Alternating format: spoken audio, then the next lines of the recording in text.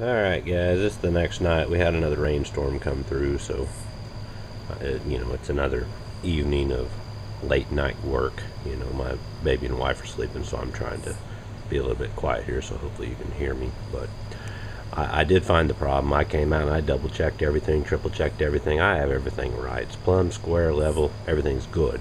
I did locate the problem, the manufacturing defect. It's the doors themselves. And you can see I've got my framing square hanging right here. Try to block out the light. You see that gap right there at the top? And then, of course it tapers off to nothing as far as I can get down with my level. That's the problem. These doors are actually bowed, or they're not cut straight. They come out and they're wider here than they are at the top and the bottom. So I had a bow in there. And I'll show you what I did. Let me get my square out of the way here. Again, I apologize for the poor lighting. It's about 1 a.m. right now. They both exhibited the same problem. They both had that same bow in them. But I didn't want to disrupt this one at all because, it's pre-drilled for the lock set, so the setback's already in here. They're already mortised to proper depth, so I didn't want to disturb this side. So what I did was I took off that piece of trim from this door and just closed them up side by side. And I did have an 1/8 inch reveal at the top and the bottom, but it was just only in the center section where it was touching. So I came in with a scribe and I set my distance from this door just to catch this edge where there was nothing. And I just ran all the way down to here. So in essence what I'm doing, or what I did, was it's not really the correct way to go, but since the setback was here, this is what I did. I dished out this door with my hand plane to give myself that reveal. And you can see I've already planed it out. You can still see it's white with primer, and then I start digging in and go all the way down, and then primer here. So I just basically cupped this door out. So I don't think it'll pick up on the camera. It might.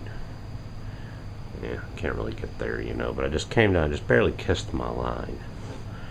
So I'm going to put this composite type of trim back on, and then I'll, show you what I have now. Here's my pile of shavings from trimming down that door. It's not a whole lot, but that's all it took to make everything work. Some nice even curls, full width. Let me show you the end result. I put that piece of trim on there. I don't have the hardware in here yet to keep this door from opening up, so now you can see that this one just closes right in there, no problem. And now I've got my it may not pick up very well, but I've got my 1/8 inch gap. Looks nice all the way down, nothing hits. So that method that I used there did work, like I said, so I didn't have to disrupt the back set here. There's probably a little bit of forgiveness in there, but I don't have a lock set to test, so hey, it was what it was. So everything did turn out right. Now you hear that squeaking. I've not put my shims in to set my top jam, because I was going to do that last to make sure everything was good. So everything's looking good so far now, but just some more information on what you might run into with these manufacturing issues. I just wanted to throw another little clip in here. This is the plane I actually used to plane those doors down and correct them. I have another Bailey plane somewhere that's actually in really nice shape, but I couldn't find it. And my father-in-law picked this one up, years ago after seeing mine, for $2 or $3 at a garage sale, and brought it to me and said, here you go. And I looked at it, I was like, man, that thing is wasted.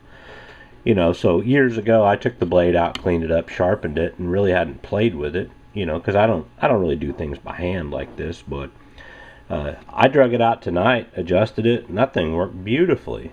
So my point is, if you guys are out looking at things like this or see things like this, even though they're rusty and old looking, you know, don't discount an ugly dance partner, because, you know, this one actually worked great and she liked to dance.